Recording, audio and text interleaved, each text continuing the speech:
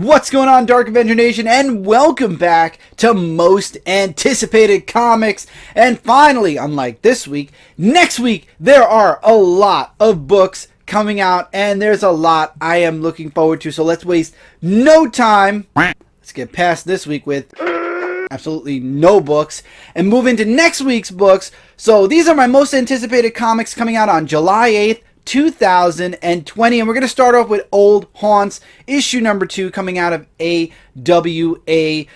I was on the fence with Old Haunts throughout most of the book. However, at the very end of the book, it grabbed me, it grasped me. We had some supernatural stuff come in. It's about gangsters, one guy who wants out, and they're doing this final job. However, it looks like the past, title says it all, is coming back to haunt them.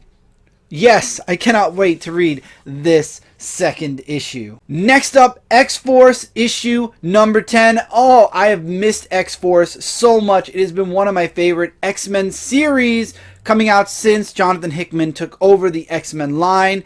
I have been waiting for this series. I know we are going to slowly be getting all of our books back from Marvel now that we've got past June. They're starting to get back on track, and I'm super happy. X-Force is definitely a book everyone should check out. You got Wolverine in it. You've got a really good cast in it, and this is going to be playing heavily into the main X-Men books, especially with the event that is coming out soon.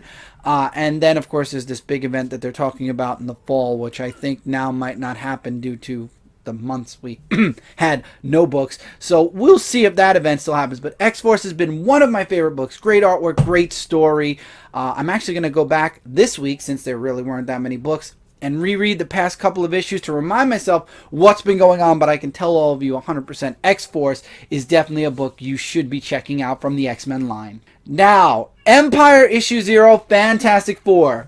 Avengers didn't really sell me on this event that's coming from Marvel. However, at the very end of Avengers, we saw that Fantastic Four were in the middle of the armada that's coming towards Earth. So, maybe Fantastic Four can sell me on Empire. If not, there's always issue number 1, like I said, with Avengers. But hey, we have another issue 0. Let's see if the Fantastic Four issue 0, maybe that book will get me hyped for Empire. And if not, like I said, I'm still going to be giving Empire issue number 1 a try, and then from there we will move forward. But I want to like this event. I haven't felt it yet, but I want to, and that's why I'm really anticipating this Fantastic Four issue number 0, and hopefully I'll get something and it'll make me go, I can't wait to read Empire. But if you've all seen the checklist, and I know you have, I definitely will not be checking out all the tie-ins, that's for sure. Way too many books. I already read way too many books, and you're putting more books. But I will be reading the main Empire if I like it. I will say that, and any tie-ins that I can fit and that I want to read that involve characters that I'm reading from Marvel. Stealth, issue number 3. Oh, in the last issue, more on Stealth. He admitted we found the backstory of how he got the suit, who gave him the suit, and now the son wants to find a way, if there is a way, to cure his father, and until then he can't have his suit. This has been a spectacular series coming out of Image. You should be reading this. It's really fun, and I want more information now on the person that's trying to track down Stealth.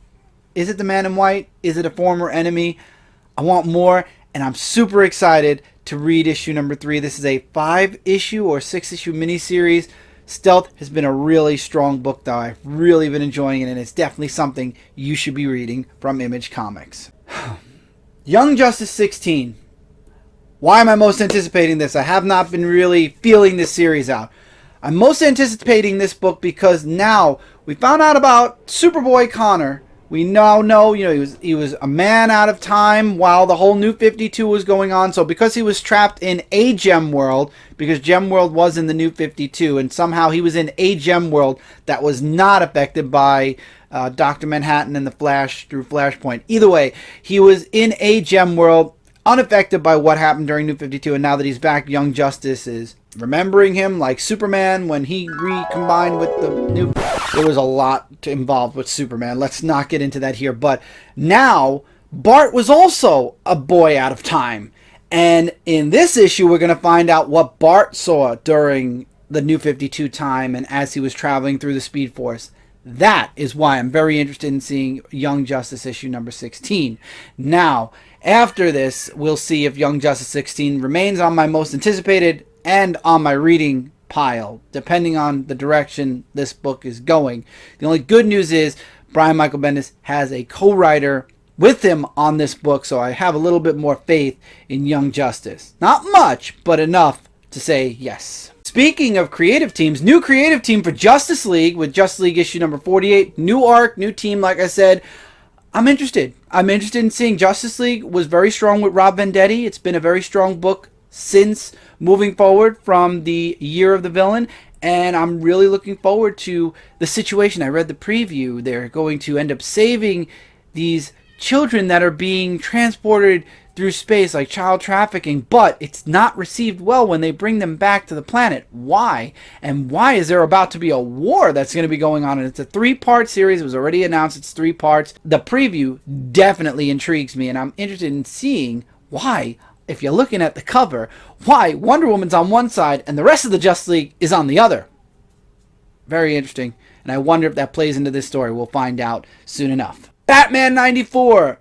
Catwoman done messed up in the last issue, and I know the ramifications of that are going to be felt in this issue as we end the designer arc and we move into the setup for the Joker War. And the variant cover, if the Joker didn't look so dang creepy, probably would have ended up buying the variant cover because it has Punchline on it, but Joker creepy. But I'm really excited because this is now what happens after what happened with Catwoman at the end of the last issue. And I don't want to spoil it. I'm not going to spoil it. But this is where everyone should start picking up Batman if you were interested in the Joker War, if you want to see what's going on with the Joker. Honestly, you should have read the previous arc, but if you wanted to wait for the Joker War, pick this book up because the ramifications from the previous arc are going to be felt here, and it's going right into the Joker War next. Adventure Man issue number 2, I really enjoyed issue number 1. It was a triple-sized book. Took me a while to read. And the ending definitely leaves you, the ending to the last issue left it open, wide open. What's next? And now, I don't know who these people are. They must be related to Adventure Man. Maybe. Maybe they're not. Maybe they're related to somebody who was in the league with Adventure Man. We don't know yet, but I want to know more. I truly and honestly want to know more about these characters. I want to see where this goes. This is an ongoing series, so obviously they're going to continue forward where Adventure Man ended. I want more backstory. I want to know what happened next. I want to know if any of the Leaguers survived. I mean, we had hints in the middle of the last issue, so I'm really hoping in this issue we get a little bit more and we see where these two characters are going. Are they going to go on a grand adventure? Are they going to restart a league of superheroes? Very interesting, and it's in a steampunk world. I love steampunk, especially when it's done right. The team on this book is amazing. You can't say no. Terry Dodd artwork is amazing, and you should be reading it. Death of Nancy Drew, issue number 2. The first issue surprised me. I was not expecting to enjoy the book as much as I did, but I did. It was actually my top pick the week it came out. Now we move forward. We found out. We had that huge reveal at the end of the last issue with Nancy Drew. Now we see what's happening next. Why did what happened in issue number 1 have to happen? What is the involvement of not only the Hardy Boys, but Nancy Drew? What are they trying to uncover? What is trying to be uncovered? The mystery just deepens, and I really hope we get a couple of answers, and I'm looking forward to where this leads the Hardy Boys and Nancy Drew next. Very good book, beautiful artwork, the pacing's great, and I love this universe that's being made by Dynamite with Nancy Drew and the Hardy Boys. Really great stuff. Makes me want to go back and read the previous volumes because I hadn't, and now I wish I did, and I probably at some point will end up trade paperbacking all of those series I missed. Finally, the book I am most anticipating next week, Deceased, Dead Planet. Issue number 1, the sequel to Deceased. Deceased was such a good miniseries coming out from Tom Taylor. So good. The ending left you wanting more, and now Tom Taylor is giving us more years later. Damian is now Batman. John is now Superman. Cassie is now Wonder Woman. It's a whole new team, and they're now fighting back against the zombies or whatnot. And if you remember in the last volume, Cyborg discovered how to stop the disease, However, he was then killed. Will they find Cyborg? Will they find a way to undo what's being done? Because it can be undone. From what we learned at the end of the last volume, it can be undone. And we had a great 3-issue segue from the first volume to this one. If you missed out on that, if you missed out on Deceased, definitely read the trade paperbacks before this come out, because it's going to be amazing.